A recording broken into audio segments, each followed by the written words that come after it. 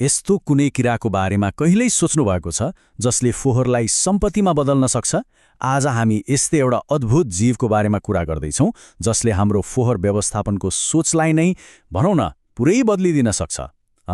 यो कुनै साधारण झिङ्गा होइन, यो त प्रकृतिले दिएको एउटा शक्तिशाली समाधान हो। एकछिनलाई कल्पना गरौँ त, हाम्रो भान्साबाट हरेक दिन निस्कने फोहोर यदि त्यसलाई पशुको दाना वा खेतको मल जस्तो मूल्यवान स्रोतमा बदल्न सकियो भने कस्तो होला? यो कुनै साइन्स फिक्सनको कथा होइन, यो त एउटा सानो किराको अविश्वसनीय क्षमताको वास्तविकता हो। हाम्रो एउटा साझा र दिनप्रतिदिन बढ्दै गइरहेको समस्या छ फोहोर। विश्वभरि नै जैविक फोहोरको थुप्रोले हाम्रो ग्रहलाई साँच्चै निसासाउँदैछ। यसको समाधान खोज्नु एकदमै जरुरी भइसक्यो र जवाफ सायद हामीले सोचेभन्दा धेरै नजिक छ। र यहीँबाट हाम्रो आजको कथाको नायकको प्रवेश हुन्छ। ल, अब परिचय गरौँ हर्मेसिया इलुसेन्ससँग, जसलाई हामी सामान्यतया ब्ल्याक सोल्जर फ्लाई भनेर चिन्छौँ। तर यसको नाम सुनेर धोका नखानुहोस् है, यो कुनै साधारण झिङ्गा होइन।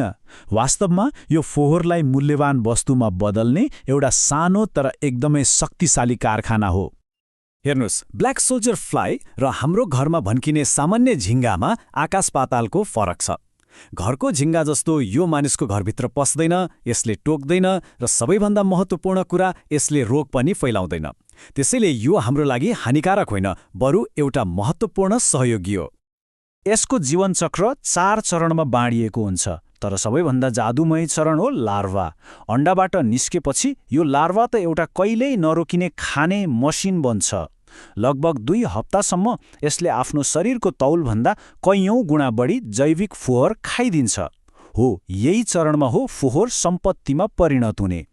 त्यसपछि यो प्रिप्युपा बन्छ र अन्तमा वयस्क झिङ्गा, जसको मुख हुँदैन र जसको एउटै काम भनेको प्रजनन गर्नु मात्र हो।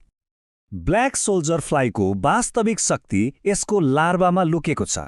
यिनीहरू प्रकृतिका सबैभन्दा कुशल रिसाइक्लरहरू हुन्, जसले जैविक पदार्थलाई अचम्मको गतिमा टुक्र्याउन सक्छन्। यो प्रक्रियालाई बायोकन्भर्जन भनिन्छ।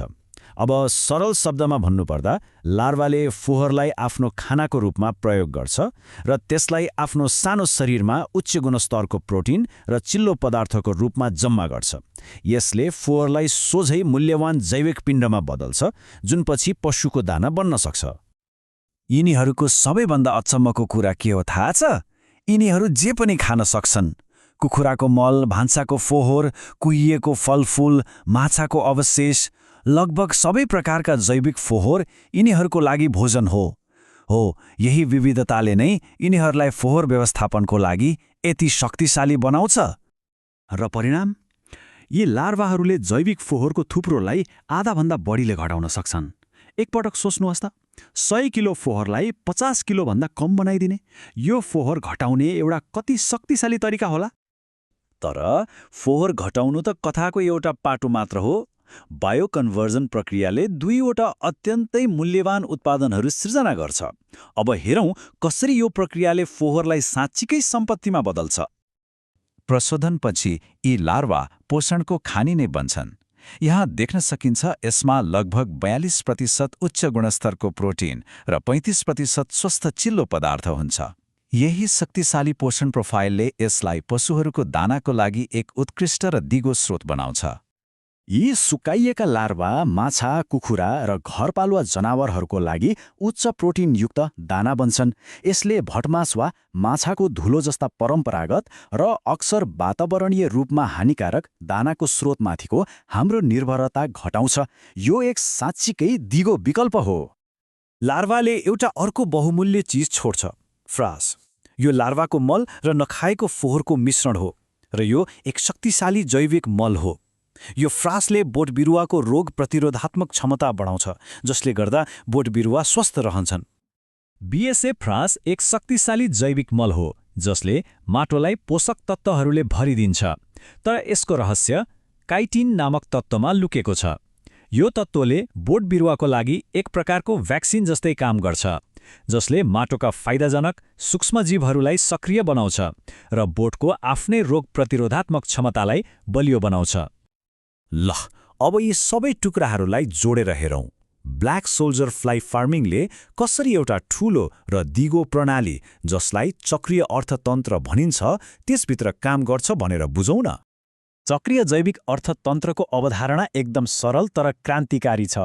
कुनै पनि कुरा खेर नफाल्ने, बनाऊ प्रयोग गर फाल भन्ने सोचको ठिक विपरीत यस प्रणालीमा फोहोरलाई फोहोरको रूपमा होइन, बरु नयाँ मूल्यवान वस्तुहरू बनाउने कच्चा पदार्थको रूपमा हेरिन्छ। यो चक्रले कसरी काम गर्छ आउनुहोस् हेरौँ। पहिलो, जैविक फोहोरलाई लार्वालाई खुवाइन्छ। दोस्रो, लार्वाले त्यो फोहोरलाई प्रोटिनमा बदल्छ। तेस्रो, त्यो लार्वा पशुको दाना बन्छ। चौथो, तिनीहरूको फ्रासले माटोलाई मल दिन्छ। र पाँचौं, त्यो मलले नयाँ बाली उब्जाउन मद्दत गर्छ जसले फेरि जैविक फोहोर सिर्जना गर्छ। यो एउटा पूर्ण दिगो चक्र हो जहाँ केही पनि खेर जाँदैन। यस प्रविधिका वातावरणीय फाइदाहरू त अनगिन्ती छन्। यसले ल्यान्डफिल साइटमा जाने फोहोर घटाउँछ, हानिकारक हरित गृह ड्यास उत्सर्जन कम गर्छ र पोषक तत्त्वहरूलाई फेरि हाम्रो खाद्य प्रणालीमा फिर्ता ल्याउँछ। यो वातावरण र अर्थव्यवस्था दुवैको लागि फाइदाजनक छ। र अन्तमा एउटा प्रश्न छोडेर जाँदैछु। जसरी हामी दिगो समाधानहरू खोजिरहेका छौँ, के ब्ल्याक सोल्जर फ्लाई जस्ता प्राकृतिक प्रविधिहरूले हाम्रो कृषि र फोहोर व्यवस्थापनको भविष्यलाई आकार दिन सक्छन् त? यो साँच्चै सोच्न लायकको कुरा हो।